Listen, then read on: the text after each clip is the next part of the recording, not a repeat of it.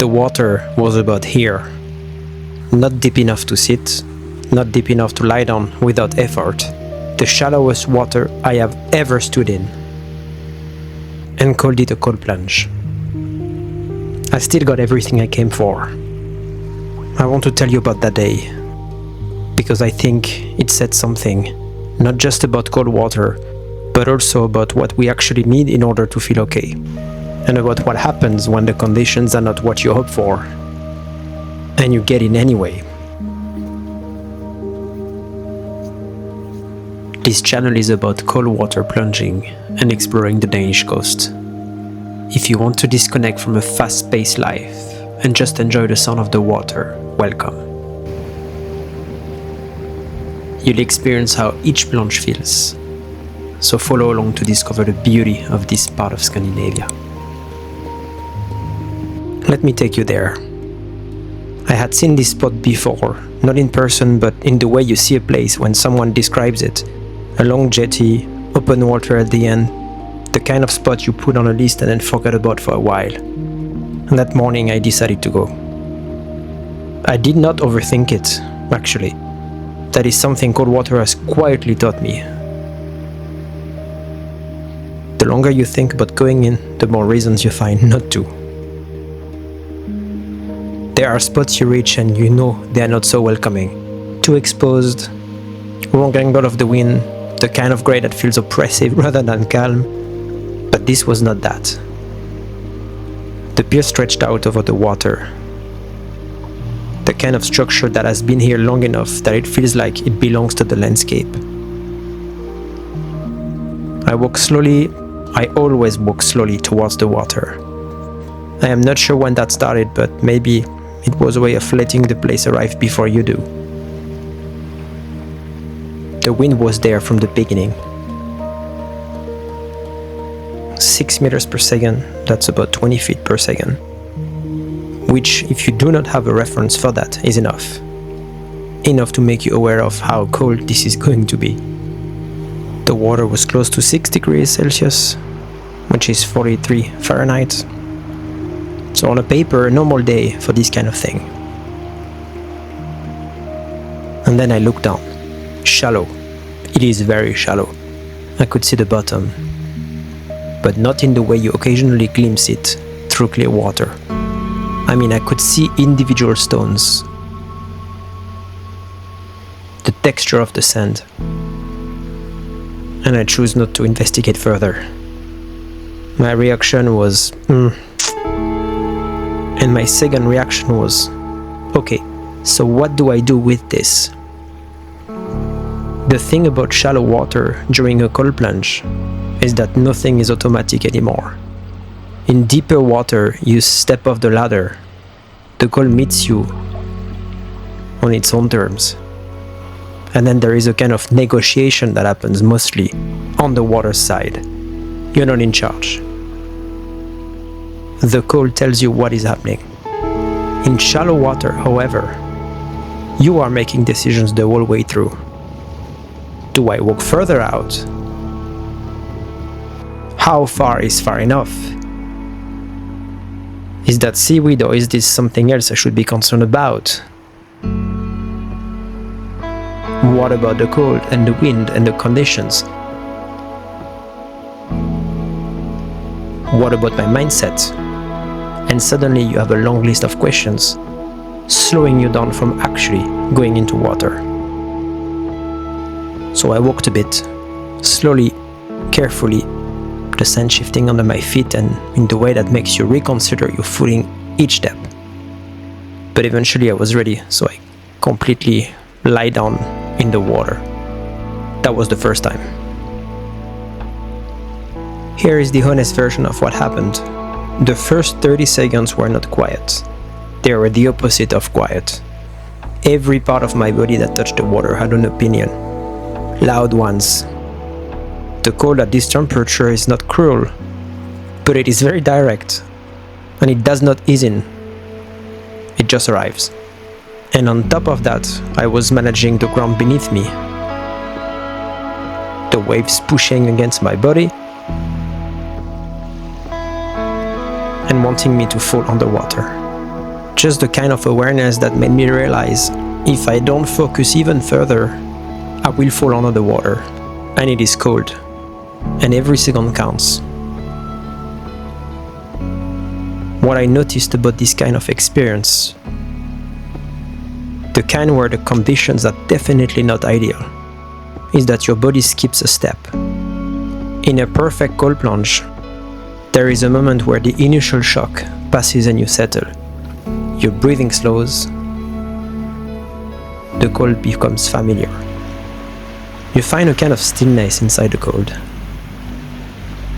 It still happened here, but it just took longer to arrive.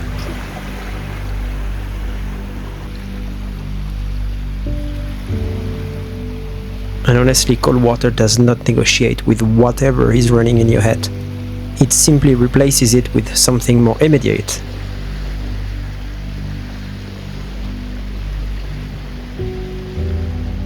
And in this session, to be honest, I didn't stay that long because it was pretty challenging and I couldn't really relax as much as I wanted to. I can imagine how this spot would be on a quiet day. It would be really amazing to lie down in water. But under those conditions, that was not as much an enjoyment as I had expected. But that's okay. Those sessions make up for the good ones. There is something I find interesting about this kind of cold plunge. The kind that barely qualifies. So I did some research, and most scientific research on cold water immersion has one standard requirement: chest level depth. That is the threshold.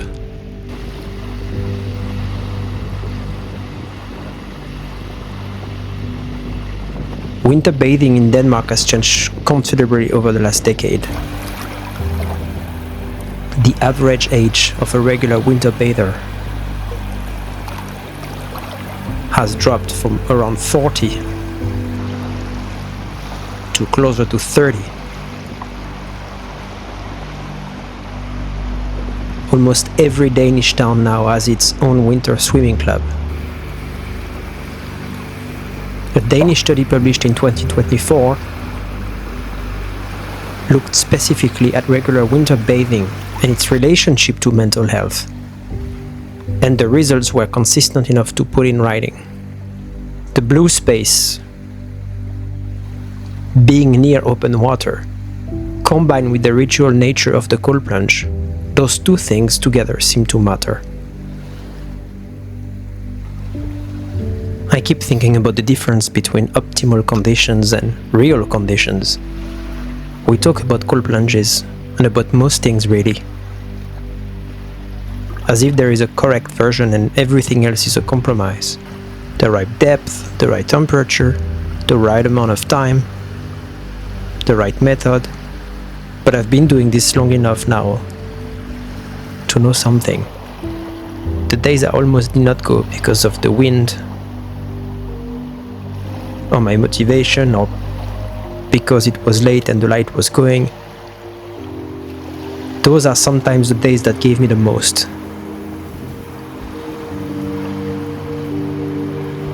Not because suffering is valuable, I don't think that. The water was too shallow.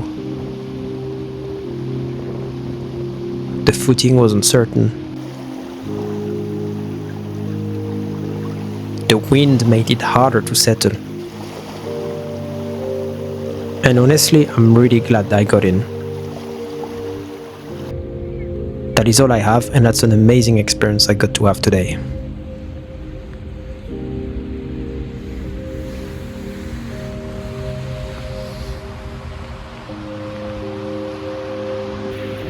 Afterwards, I got to enjoy my cup of tea, the mug that I always bring. I made it a habit of this early on, and I have not stopped.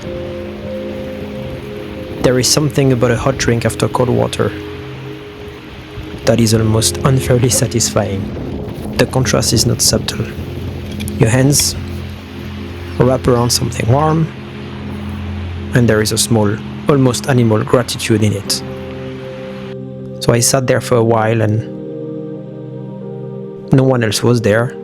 The wind was still moving. The water was still shallow and still cold. Nothing had changed about the place, but something had changed about me. I do not fully understand the mechanism, and I'm not sure I need to. I love to start my days like this, even when the conditions are not what I hope for.